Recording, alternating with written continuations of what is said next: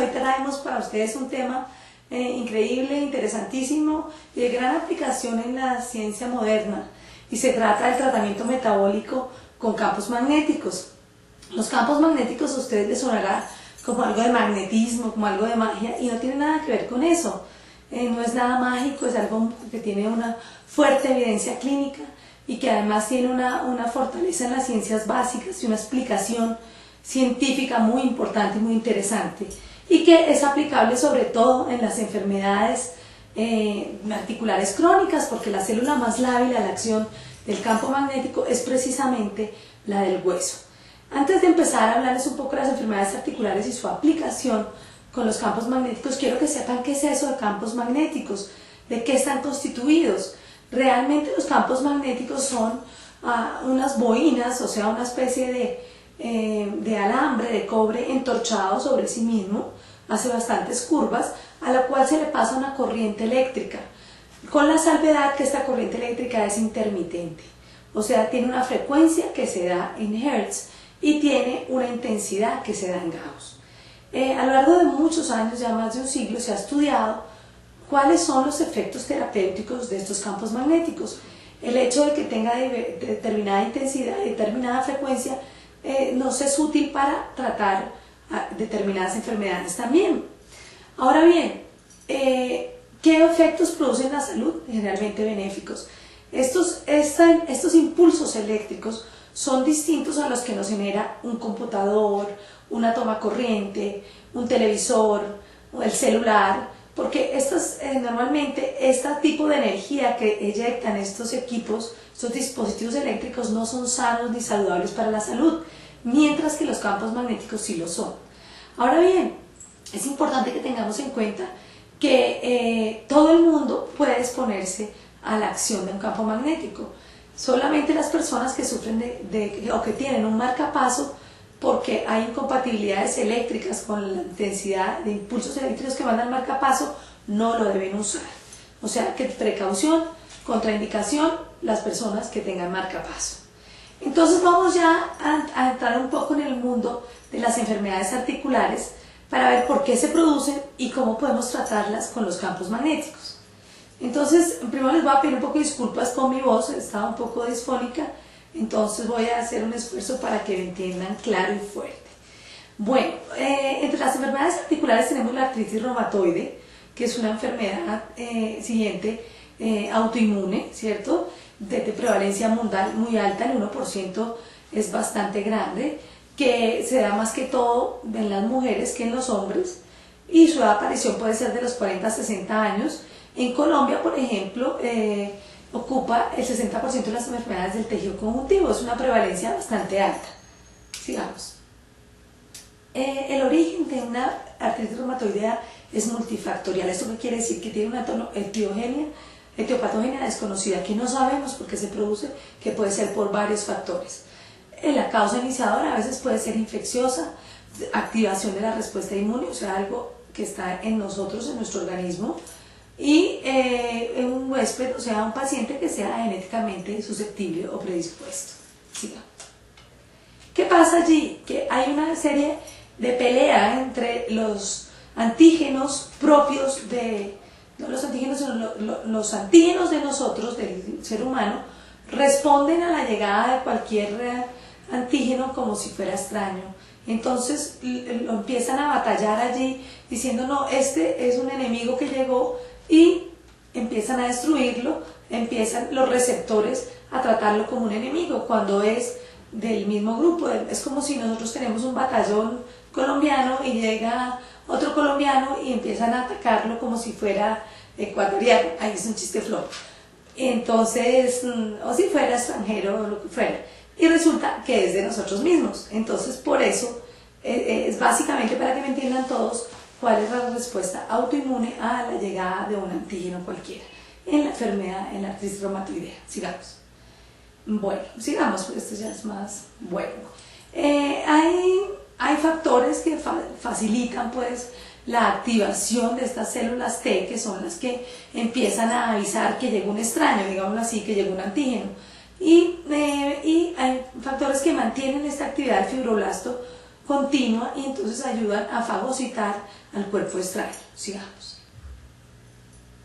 Bueno, aquí simplemente en la gráfica es un poco para que vean cómo es este proceso, un poco complicado, pero simplemente para que sepamos que llega un linfocito T, el que está a su derecha, y empieza a activar todo el sistema de defensa del organismo porque llega un antígeno el cual reacciona o el cual desconocen como propio y empieza toda la activación del complemento y a crearse todo un grupo de defensa que lo que hace es producir inflamación articular, edema y flebosis, que es como un aumento de esa agua interarticular y por lo tanto vamos a encontrar una articulación caliente, dolorosa y inflamada. Sigamos. Siguiente. Bueno, entonces aquí, aquí vemos un esquema de una articulación, en este caso la articulación de la rodilla, en la cual se forma una formación de panos, que es una formación de tejido inflamatorio, eso que ustedes ven en rojo. En verde estarían los nódulos subcutáneos reumatoideos, que se forman también por el que hay erosión del hueso subcondral. Entonces hay una gran infiltración de un montón de células como son los linfocitos y las células plasmáticas que están tratando de defender al organismo contra ellos mismos. Así es, sigamos. Aquí se ve la sinovitis, es una articulación del dedo y vamos a ver cómo en la imagen de arriba de la izquierda es una sinovitis, es una sinovial normal y a la derecha ya la vemos inflamada y más a la derecha vamos a ver más inflamada y más inflamada esta articulación, simplemente por una reacción antígeno-anticuerpo que se está llevando a cabo allí en esa articulación. Sigamos. Bueno, ¿cuáles serán los síntomas que tiene nuestro paciente? Entonces, tenemos que tener en cuenta varias cosas. Primero, que la rigidez sea matinal y mayor de 1 hora. ¿Qué quiere decir esto? Que la persona dice, ay doctora, es que yo me levanto y es que no puedo mover las articulaciones. Como a la hora ya más o menos las puedo mover y ya, ahí sí ya me quita el dolor un poco. Que no sea solo una articulación, sino que sea uno o más articulaciones las que estén comprometidas. Normalmente son bilaterales, o sea, no puede ser este dedo solo, sino ambos dedos. Que sea, como le digo, bilateral y simétrica, de la misma articulación, que a veces se crean nódulos subcutáneos, o sea, se les ve como un huevito, digamos así, que le ha salido la articulación, y que tenga lo que en un examen de sangre se llama el RA test, o el factor reumatoideo positivo, y que en una radiografía ya veamos cambios radiológicos con desviación cubital de pronto de las articulaciones. El factor reumatoideo a veces sale negativo, entonces ya empezamos a hacer unos criterios diagnósticos. Entonces decimos, si tiene 7 de estos 10 criterios, podemos decir que se trata de una artritis reumatoidea, o si no, no. Sigamos. Esto es ya una artritis reumatoidea un poco más avanzada, donde hay deformidad de las articulaciones en dirección cubital, como ustedes ven ahí. Sigamos. Esto es como lo veremos en una placa de la articulación. Siguiente. Bueno, entonces ¿qué tenemos nosotros que hacer? Una vez se ha instaurado el diagnóstico, que eso será a cargo de los médicos, mirando los criterios de la sintomatología del paciente, entonces podemos decir que se trate de una enfermedad activa o que sea simplemente el curso de una inflamación articular normal. Entonces nosotros tenemos dos salidas: o lo vamos a tratar con una forma de terapia farmacológica convencional, como ustedes ven a la izquierda, AINES, que son los antiinflamatorios no esteroideos, en el centro corticoides, que son una serie de medicamentos que nos van a ayudar a disminuir la inflamación drásticamente, y modificadores de la enfermedad, que son una serie de moduladores de la respuesta inmune que nos ayudan a modificar la enfermedad. O será normalmente terapia combinada con estos 3 tipos de medicamentos. Sería un tratamiento farmacológico convencional y se evalúa.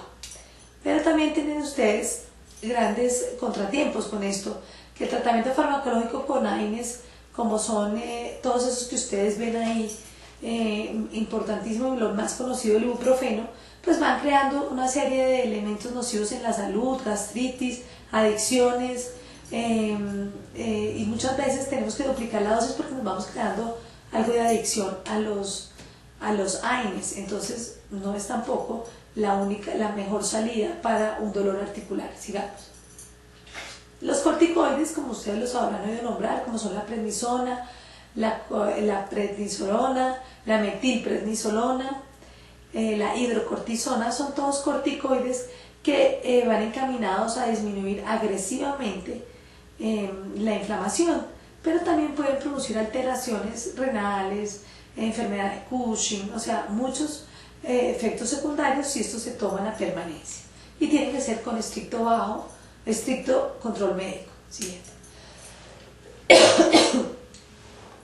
Estos son los moduladores de la enfermedad. Ustedes tendrán, seguramente habrán oído hablar algún paciente, amigo, conocido que tenga artritis reumatoidea y que seguro han tomado sales de oro, hidroxicloroquina, que son antipalúdicos que ayudan a mejorar el efecto antígeno anticuerpo, pero a su vez van acortando la visión. La sulfasalacina, que es un modulador de la enfermedad, son inmunosupresores, el metotrexate, la tioprina, ciclosporina, bueno, todos estos medicamentos son, además de ser muy costosos, pues son modificadores de la enfermedad que también tienen unos riesgos y una serie de contraindicaciones farmacológicas importantes. Entonces, ustedes también tienen la otra alternativa, que es iniciar con terapias no farmacológicas, y ahí me estoy refiriendo a buenos hábitos de vida, a la farmacología vegetal como la romasa y el racete que ustedes tienen allá, es el sauce.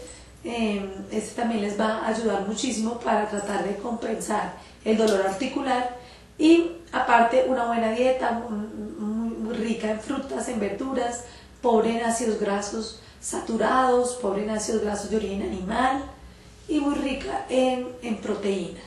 Y las soluciones polarizantes y la magnetoterapia o campo magnético, que allá ustedes lo pueden estar apreciando porque lo tiene Julio allí. Esa es una de las disposiciones del campo magnético que va a aplicarse en las tres zonas, en el tronco, en las piernas y en la parte superior de los miembros superiores. Este campo magnético tiene la particularidad que viene de 100 a 200 Gauss y de frecuencias de 40 a 80 de frecuencia. Ustedes van a decir, ¿y cómo debemos utilizarlo? Entonces la utilización del campo magnético siguiente debe ser el siguiente.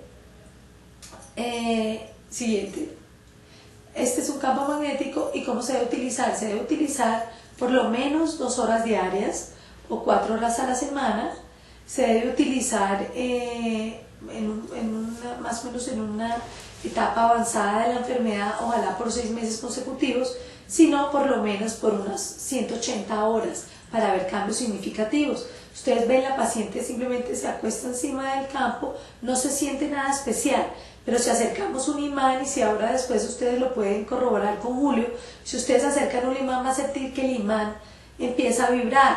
Es así como las células de nuestro organismo empiezan a vibrar, y así empiezan a ayudar en estos efectos antiinflamatorios y analgésicos, específicamente en el caso de las articulaciones, con la aplicación de campos magnéticos. Siguiente.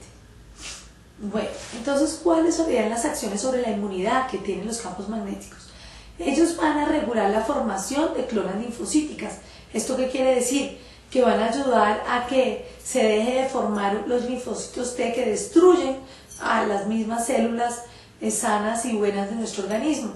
También va a regular la formación de linfotoxinas y del factor necrotizante tisular, selectinas integrinas. Estas son unas toxinas que lo que hacen es ayudar a producir más desorden en nuestra organización y ayudan a crear el caos, digámoslo así. Entonces la regula y las autocontrola, y estimula la fagocitosis. La fagocitosis no es otra cosa que por parte de los macrófagos trituran o engloban o digamos en otras palabras, se comen al factor necrotizante, al factor que está creando pues este desorden en nuestra célula. Sigamos. Y sobre la actividad humoral, regula la formación de inmunoglobulinas, factores del complemento, el interferón y las interleucinas. Ustedes han oído hablar del interferón sobre todo. Este lo que hace es mejorar las inmunoglobulinas. ¿Qué quiere decir? que mejora el sistema inmune, diciéndole, oiga, usted vuélvase más avispado para poder distinguir quiénes son los enemigos y quiénes son los amigos. O sea, no todo el que llegue es enemigo. Entonces, de esta forma, nuestro sistema humoral autoinmune va creando mejores defensas y mejores selección del desarrollo, pues, de todo este proceso inflamatorio. Sobre la inflamación experimental tenemos lo siguiente. Contra el edema específicamente hay disociación de la dermis mejorando el edema, hay infiltración de polimorfonucleares que ayudan también a deglutir ese montón de toxinas que se producen, hay fragmentación de fibras colágenas y elásticas y hay edema del endotelio. Entonces, si existe todo eso, entonces ¿qué va a pasar con el campo magnético? No hay disociación de la dermis, los fibroblastos y las células mesenquimatosas están en menor número porque han sido fagocitadas y los capilares y arterioles y las vénulas se conservan. Entonces esa destrucción por la inflamación, por la destrucción que ha habido por el dolor y por la inflamación se va limitando gracias a la acción de los campos magnéticos. Sigamos. Bueno, creo que eso es muy rápidamente lo que pasa en la artritis reumatoidea. Pero tengamos en cuenta que no solamente para enfermedades metabólicas del hueso como la artritis reumatoidea nuestro campo magnético es útil. Hay otra entidad en la cual también es muy útil, que es en la osteomalacia, en la osteopenia o en la osteoporosis. Es donde la matriz del hueso va perdiendo su estructura, va perdiendo sus propiedades y empieza a volverse nuestro hueso poroso. ¿Qué hace el campo magnético? El campo magnético balancea la producción de células que van a producir hueso contra aquellas células que van a producir resorción de hueso. Entonces, al haber más células productoras de hueso, se va a crear una nueva matriz de hueso y va fortaleciéndose el hueso. Incluso nos ha evitado cirugías de reemplazo de cadera, cirugías de reemplazo de rodilla, porque nos ayuda a fortalecer el hueso y la matriz del hueso. Incluso para aquellas personas donde ya el diagnóstico de una osteoartrosis degenerativa es muy avanzado y tienen que hacer reemplazo de cadera o de rodilla, el campo magnético nos ayuda para mejorar ese posoperatorio y para que en el posoperatorio el material de osteosíntesis se fije muy bien en nuestro organismo y la recuperación sea mucho más rápida. Entonces con esto terminamos y quiero saber si alguien de ustedes tiene preguntas sobre la aplicación del campo magnético en las células del hueso.